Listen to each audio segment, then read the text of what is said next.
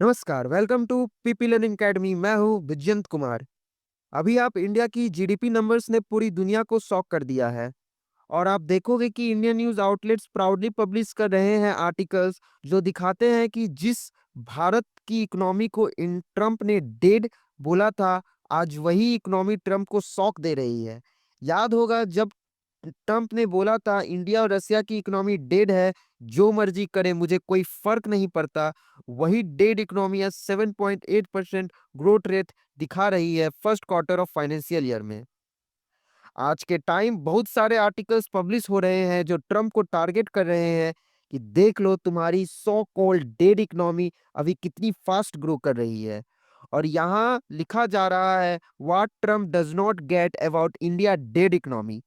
Trump को लगता होगा नॉर्थ कोरिया की इकोनॉमी फास्ट ग्रो कर रही है, पर इंडिया की economy is still alive and kicking.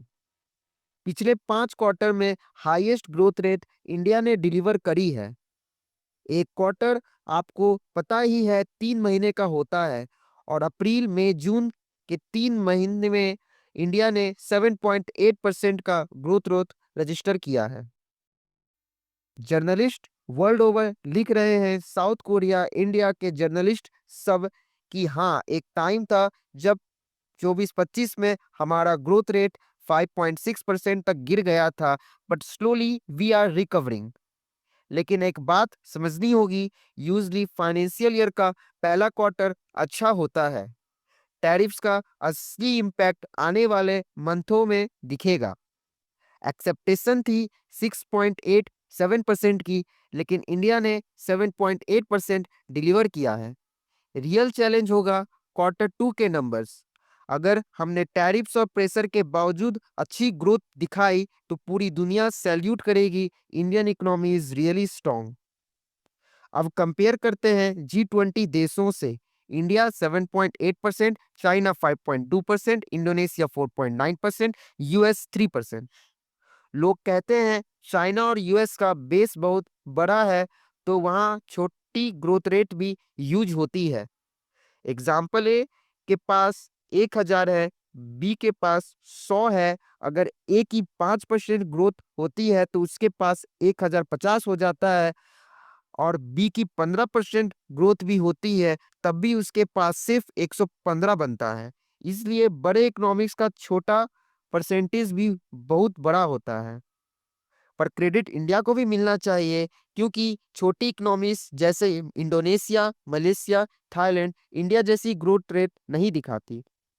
कहीं ना कहीं इंडिया कुछ सही कर रहा है। हाँ, सिविक सेंस और सफाई पे इंडिया को फोकस करना होगा।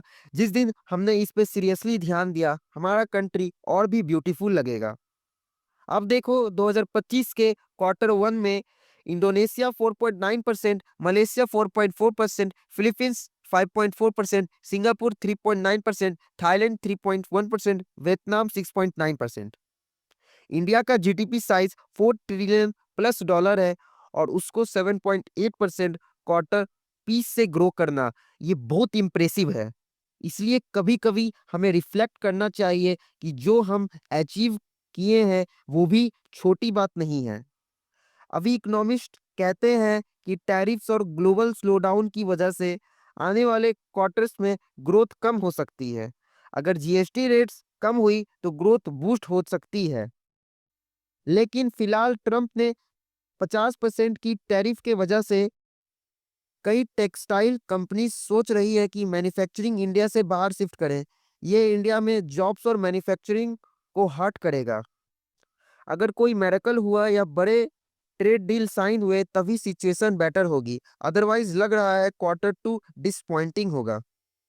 ओवरऑल अभी एक तरफ तो इंडिया सेलिब्रेट कर रहा है, बट अगले 3-6 महीना में हमें और हार्डवर्क करना पड़ेगा। मेक इन इंडिया प्रोडक्ट्स खरीदना और सपोर्ट करना होगा।